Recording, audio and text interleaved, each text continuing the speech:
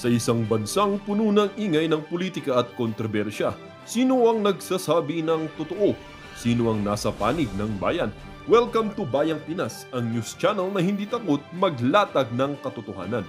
Dito, pinag-uusapan natin ang mga isyong may kinalaman sa kinabukasan mo, politika, pamahalaan, at ang tunay na kalagayan ng ating bansa. Hindi kami bayad, hindi kami bulag. Sa Bayang Pinas, ang boses ng mamamayan ang tunay na headline. Kaya kung sawang-sawa ka na sa mga baluktot na impormasyon at scripted na kwento, dito ka na. Dito sa Bayang Pinas, tayo ang bantay at boses ng bayan. Kung gusto mong manatiling mulat at informed, don't forget to like, share, and most importantly, subscribe dahil sa panahon ngayon, ang kaalaman ay kapangyarihan. Ito ang Bayang Pinas, balitang totoo, pusong makabayan para sa sambayanang Pilipino. Tara na't alamin ang tunay na balita.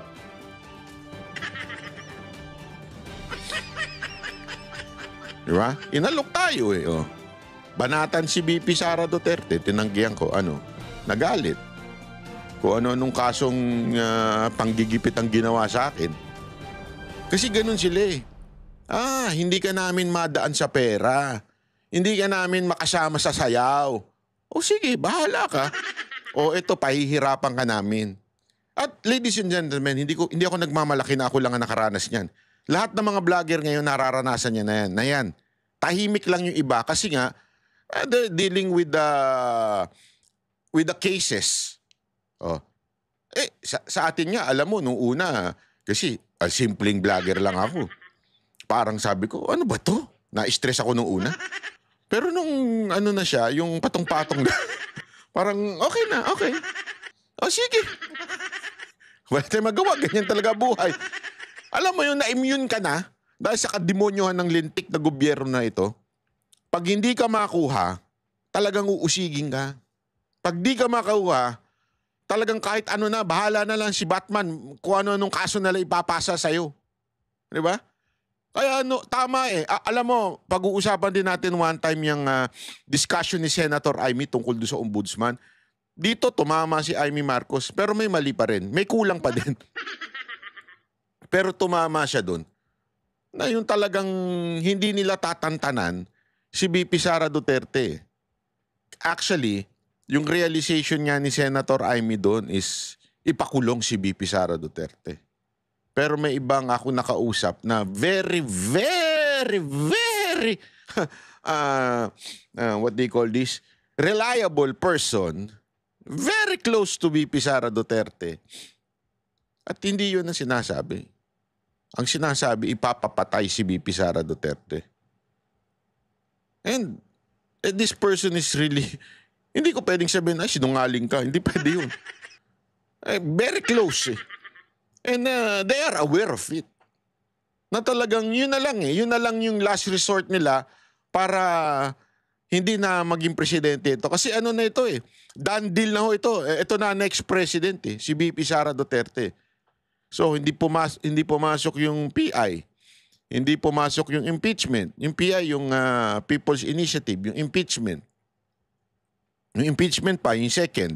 Pangatlo, yung di ba, sa ombudsman para daw sabi ni Senator Amy, para makulong si BP Sara Duterte at hindi na makatakbo. Pero ang talagang pinakamatindi dyan yung pang-apat. Sabi ko sa inyo, yung pang-apat malupit dyan. Yung itegi na lang mo talaga ito si BP Sara. Taong 2024. Kung makikita nyo, ang approved na budget ng Office of the President para sa classroom construction ay 19 billion. Noong lumabas na ang House version ng Appropriations Bill, ay naging 24 billion ito. So, approved 19 billion, paglabas sa House, naging 24 billion. Grabe, no? At doon sa 24 billion na yon, kung hahanapin mo sa papel, kinuha nila ang 5 billion ng repairs ng classrooms at nilagay nila doon sa 19 billion para maging 24 billion siya. So ang naiwan sa repairs, sa kawawang mga classroom, ay 1 billion. Kaya Makikita nyo, sa papel, nandyan yan. Mm. Naging 24 billion. At hindi lang yan, dahil noong 2023 ay hindi ako pumayag na hindi masunod yung DepEd na rules sa paano mag-classroom construction based on need, ang ginawa ngayong 2024, inattach nila ang listahan na kung saan gagawin ang mga classroom construction worth 17 billion. Makikita nyo yon sa papel. Grabe, Pagdating no? namin sa Senate, nakita yun ng mga senador. Tinanong nila ang Department of Education, totoo ba o hindi totoo na galing sa inyo ang listahan ng 17 billion ng mga classroom construction? So sabi namin sa mga senador, hindi totoo. Hindi namin magagawa yung trabaho namin. Hindi natin masosolve ang classroom backlog kung ganito ang nangyayari. Pwede ba ninyo kaming tulungan? Yung mga senador naman, very helpful sila. Oo, tulungan namin kayo. Kaya nga kung makikita ninyo sa interpellation ng isang senador doon sa budget hearing sa Senate, tinanong niya diretso, galing ba sa DepEd ang listahan ng 17 billion?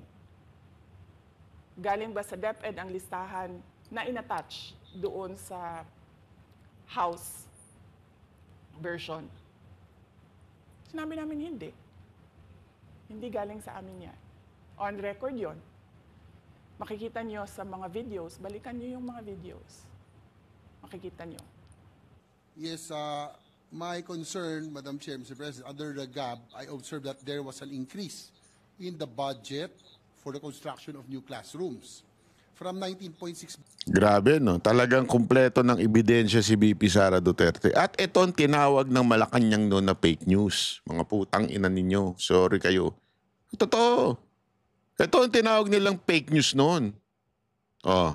Ngayon, naglalabasan ng katotohanan. Ang tanong, bakit ang pinupuntiri mga kontraktor at DPWH? Di ba? At sino kakuntsaba? Mga bayarang media. Billion to 24.6 billion. However, this is my concern, which you mentioned earlier, that the repairs and rehabilitation of classrooms was decreased from 6.5 billion to 1.5 billion. I also have information, Madam Chair, Mr. President, that 24.6 billion allocated under the GAB, but only 9.8 billion from the allocation is left to the discretion of DepEd. Kaya hindi ko na kailangan ng witness. Kasi makikita nyo sa papel. Yun. Sabihin, pati Senado, nakita yun. So, hindi nagsisinungaling si VP Sara. Tapos dumating ang BICAM, walang nangyari dahil ang nasusunod doon ay si Congressman Zaldico at si Congressman Martin Romualdez. Yun. Kaya nandun pa rin, naka-attach yung 17 billion na ginawang listahan ni Co at ni Romualdez. In fact, balik lang ako konti sa'yo ha. Kahit yung mga congressman, nakikita nila yung problema ng ginawa nila na pag-attach ng listahan sa budget. Kasi doon sa basic education hearing noong May 2024, ng House of Representatives, merong isang congressman nagreklamo, bakit ang tagal ng classroom construction? Bakit ang tagal? Sabi nung USEC ng DepEd, kasi may pabago-bago sa listahan ng DPWH dahil hindi kami ang gumawa ng listahan. Yeah, Mr. Chair, with respect to the 17 billion in Annex A of the GAA, we are not privy on how the school sites were chosen. So, be it as it may, how is it chosen? I'm not privy to that, Mr. Chair. As, when the GAP came out, there was a 14.7 billion Annex A. Then when that Kita ninyo, mismo sila, hindi nila alam kung saan ang galing. Gets nyo? Yan sinasabi ni BP. When the committee, the GAA came out, from 14.7 it became 17 billion. So we are not Nako. privy to how the list was generated. So dagdag ko lang yan doon sa confirmation na kinuha nila yung budget ng DepEd at isa yan sa mga rason kung bakit ako nag-resign sa Department of Education. Hindi na ako papayag na sa susunod na taon, ganyan pa rin ang gawin nila at ako yung mananagot sa ginagawa nila. Kaya yan yung sinasabi ko, bakit pa tayo mag-question and answer dito para atakihin niyo ako? Ang masusunod lang naman sa budget, 2 tao lang. Gets ninyo?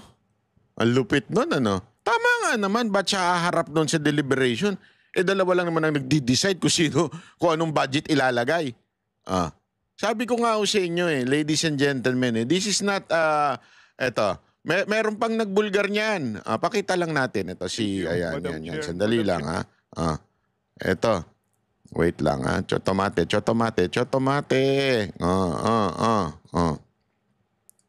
Ito, kanina lang ito Kanina ko lang napanood ito. Bago lang din ito. Napakalinaw dito na meron din chap-chap. Sabi nga, may chap-chap. I would like to simplify what really happened. The transformation of those ODA-funded projects in 2024 and 2025. I have here the 4 books of the budget books. Ang tawag ko nito noong araw, ang 4 na libro ng APRO. Sa 2024 National Expenditure Program, pumasok yung ODA. 21.6 billion. Nandito, ginagyan ko ng tag. 11 projects. Pagdating sa GAB 1, General Appropriation Bill, white book with red letterings. Pumasok din, fitful copy, 11 projects, 21.6 billion. Pagdating sa GAB 3, third reading dito sa House of Representatives, pinawasan ng 5.4 billion, ang naiwan 16.1 billion. So sa House of Representatives pa lang, binawasan na yung ODA. And you know what happened pagdating sa GAA? Sige nga, Pagdating sa tingnan nga. GAA, this is now the product of both the Senate, the House of Representatives, at saka sa BICAM. 0 kinatay yung buong ODA. Nakakahiya sa ating mga foreign creditors. Kinapchap ba? Punta naman tayo sa 2025. Ito yung ginawa. As is, yung proposal, National Expenditure Program, 11 projects, foreign funded, 11 total of 27.5 billion nandito. Nilagyan ko ng marker.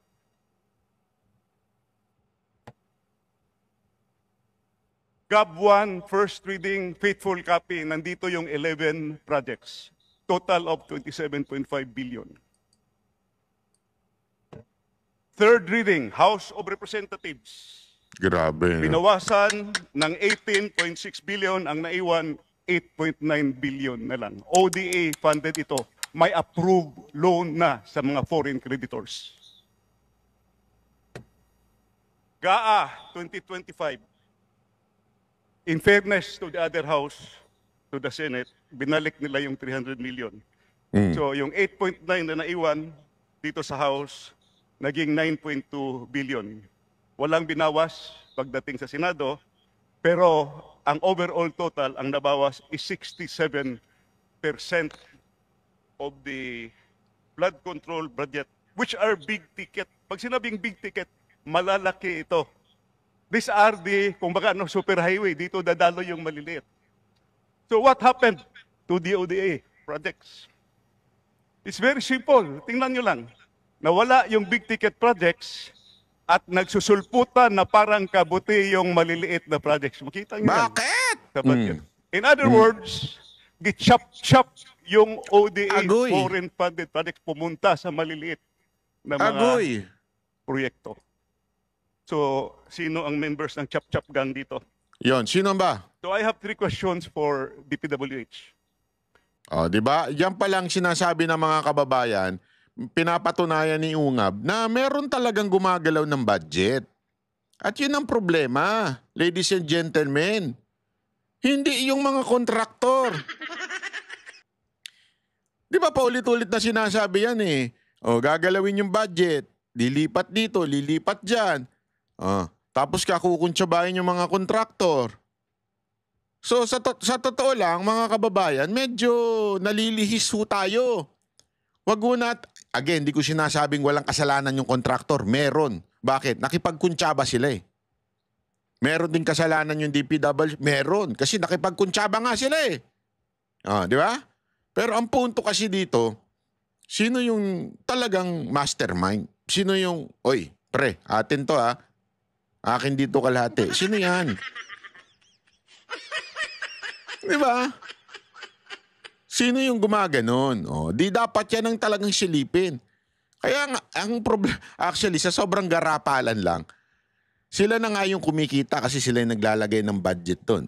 Tanong nyo kay Tiangco kung sino naglalagay ng budget sa mga distrito. Tanong nyo sa kanya. Huwag sa akin. Alam ko na.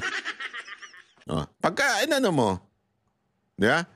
Ang masama dito, kaya nagkabuli-bulilyaso ito, yung mismong naglalagay ng budget, pumasok na rin siya doon sa pinaglalagyan. Siya na mismo yung Ako na rin gagawa.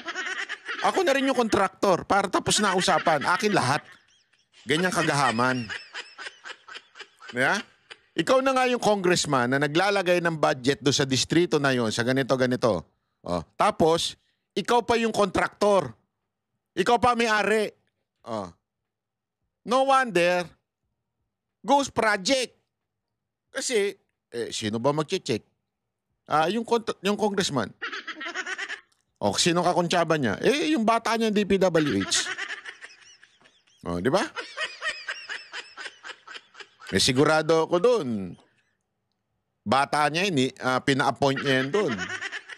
Kasi naalala niyo yung sinabi ni Pangulong Duterte dati, may isang congressman na nilipat-lipat niya yung district engineer.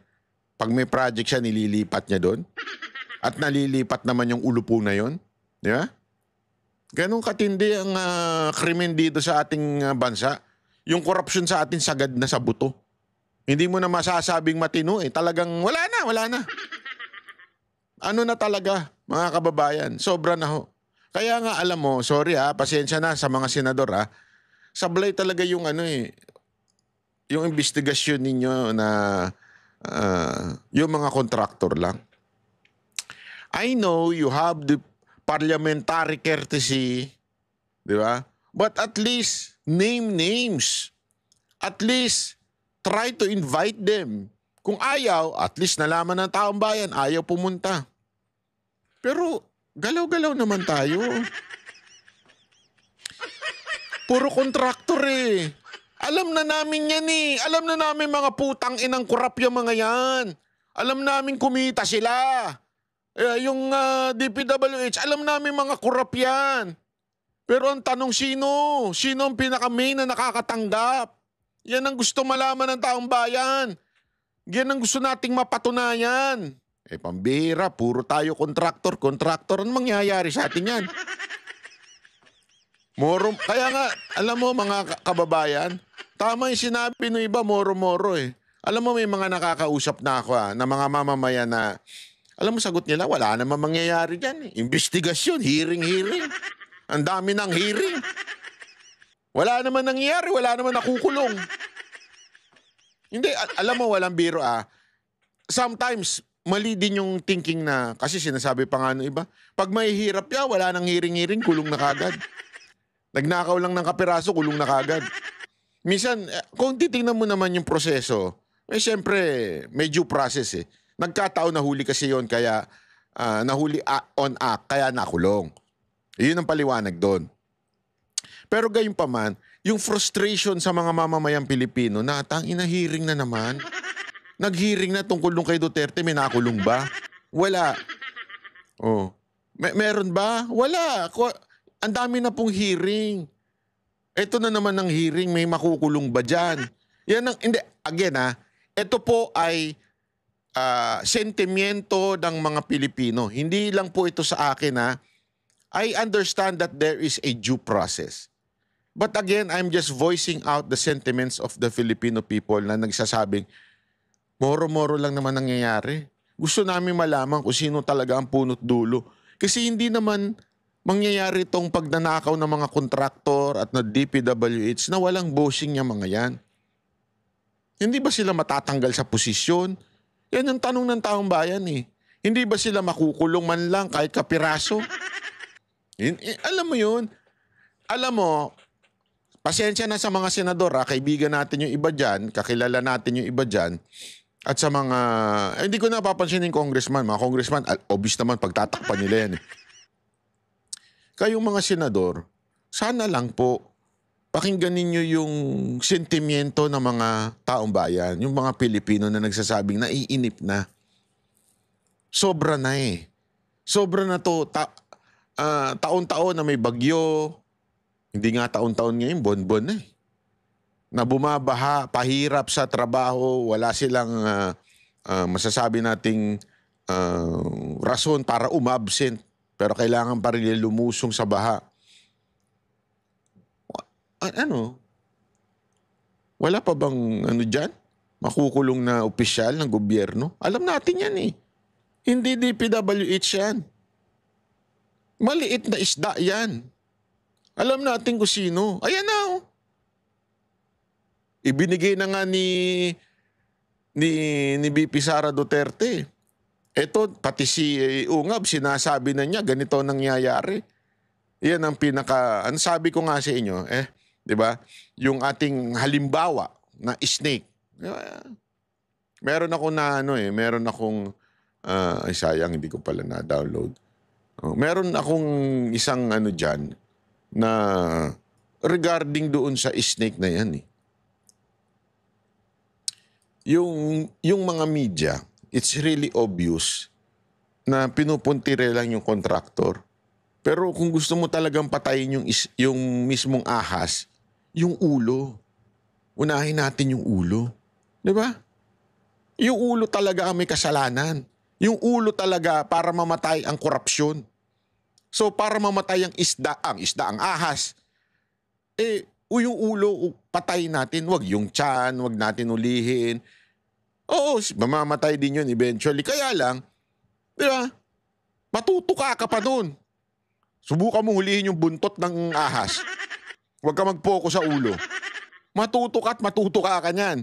Yeah? Kaya nga sana mga kababayan, pag-isipan natin na mabuti ito. At sana